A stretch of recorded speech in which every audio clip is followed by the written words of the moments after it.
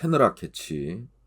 임진왜란 관련하여 일본 쪽 문헌에 자주 언급되는 이야기가 있는데, 고려는 신공황후의 사만정벌 이래로 일본에 조공을 하던 나라였다는 가짜 뉴스가 있고, 일본은 800만 신이 돌보는 신국이라는 사상이 있습니다. 각 가정이나 사업장에 신을 모시는 카미다나가 있고, 일본 어느 동네에 가나 신사가 있고, 신사에선 쿠지, 그러니까 제비를 뽑아 기륭을 점치는데, 여러분 중에도 일본 여행에 가서 해보신 분이 많을 겁니다. 저도 배전에 참배는 하지 않는데 제비는 꼭 뽑아봅니다. 그러다 보니 전국시대나 임진왜란 때도 이런저런 제비뽑기 이야기가 있습니다. 그중 몇 가지를 소개해보면, 먼저 전국시대로 가서 이 몸 아케치 미츠히데는 주군인 오다 노부나가에게 쿠데타를 일으키기 직전 아타고산을 참배해서 제비를 2번, 3번 뽑았다고 일컬어지고 있습니다. 제비는 원래 한 번 뽑으면 그만인데 그걸 3번이나 뽑았다니 저는 어느 군기물에 있는 일화인 줄 알았습니다.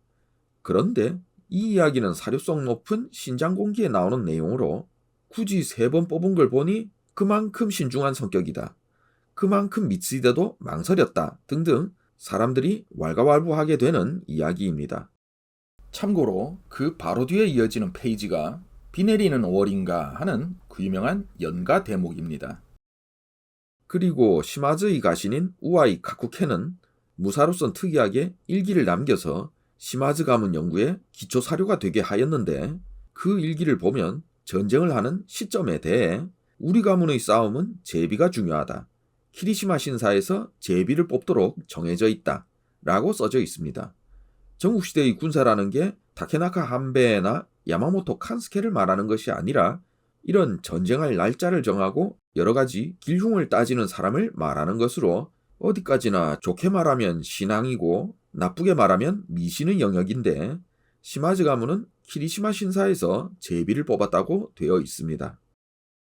그럼 임진왜란으로 가서 토쿠가와 이에야스의 측근이었던 마츠다이라 이에타다도 일기를 남겨서 이에야스나 무사 연구에 중요한 사료가 되는데, 이에야스가 임진왜란에 반대하는 입장이었던 것도 사실이고, 그 후 히데요시가 조선에 직접 건너가는 것도 반대한 게 사실이지만, 많은 사람들이 착각하는 게 이에야스라고 침략전쟁에 비협조를 한다던가 불참을 할 수 있는 상황이 아니었습니다.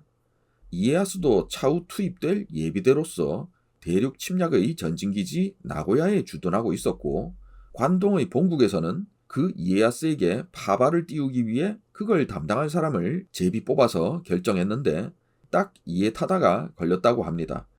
그 외에도 번을 서는 제비를 뽑아서 걸렸다던가 하는 이야기들이 있습니다.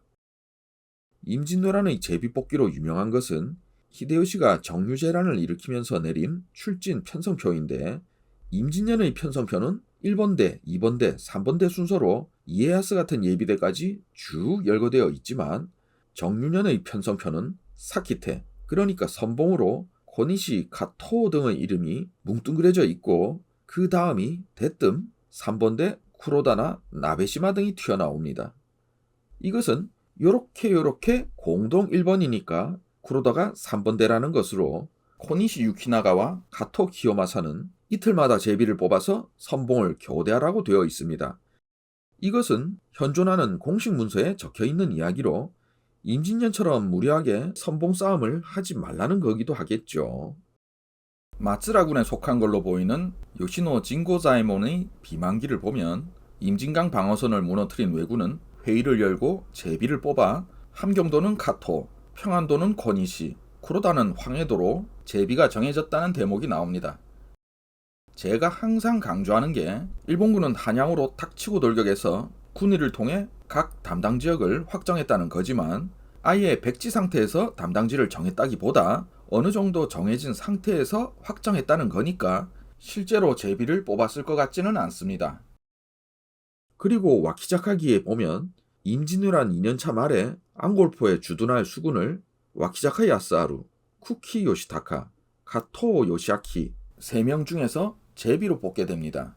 전쟁이 강화 모드로 돌입하니까 현실상으로도 협정상으로도 일부만 남겨두고 철수를 해야 하는 그 상황일 텐데, 제비를 뽑아보니 와키자카가 당첨돼서 남고 쿠키와 카토가 귀국했다는 일화가 나옵니다. 그나마 와키자카기는 다음해 3월에 쿠키 부대와 교대해서 귀국하는 걸로 이어집니다. 진주성 함락 이후의 강화 시기에 일본군은 그동안 강한 고려의 수군과 싸우면서 큰 배를 잃는 바람에 남은 배가 대소 합쳐 300척도 되지 않다 보니 철병에 필요한 배도 모자라 승선 순서를 제비뽑기 했다는 문헌도 있다고 합니다. 와키자카기야 신빙성이 떨어지는 사료라고 하지만 정유재란 마지막 해 3월에 발급된 히데요시의 공식 문서인 주인장에 시코쿠 군단 4개 부대, 그러니까 초소카베, 하치스카, 이코마, 이오슈들은 제비를 뽑아서 한 부대는 부산에 주둔 중인 테라자와 마사나리에게 가세하고 나머지는 귀국하라는 명령이 내려옵니다. 거기에다 첫 번째 제비를 뽑아서 언제부터 언제, 두 번째 제비를 뽑아서 언제부터 언제라고 주둔 순번에 대해서도 세세히 지시하고 있습니다. 정유재란 때 카토 키요마사와 나베시마 나오시게가 가야산을 공격하는데 서로 의견이 달라 화를 내고 논쟁이 붙게 되자 쿵감으로 있던 쿠마가이 나오모리가 제비를 뽑자고 중재를 했다는데 이건 나베시마 가문의 공식 기록에 적힌 이야기입니다. 작전의 의견 차이로 제비를 뽑는 장면은 세키가하라 전투에서도 나옵니다. 동군이 기우성을 공략하는데 후쿠시마 마사노리와 이케다 테루마사가 정문과 뒷문에 대한 공략을 놓고 의견이 대립됩니다. 결국 정문, 뒷문, 이누야마성에 대한 대응에는 서로 납득했지만 그 병력 배치 비율에 대해서는 제비를 뽑아서 결정했다는 일화가 있습니다. 이번 영상에선 몇 가지 예를 들어드린 것이고 이 밖에도 제비 뽑기는 많은 사례들이 있습니다. 현대인의 시선에서 여기까지 보면 일본이 참 유별나다 싶겠지만 옛날엔 다른 문화권에도 이런 일들이 있었고 조선은 사서삼경을 중시하는데 그 궁극의 경전이 결국 주역이고 난중일기에 보면 이순신 장군도 전투를 앞두고 주역으로 점을 치는 장면이 있습니다. 이거야말로 궁극의 제비뽑기 아닌가 싶지만 우리 조상들은 국가의 장래가 걸린 공식적인 자리에서 동전을 던진 일이 있습니다. 그렇게 정해진 것이 한양천도.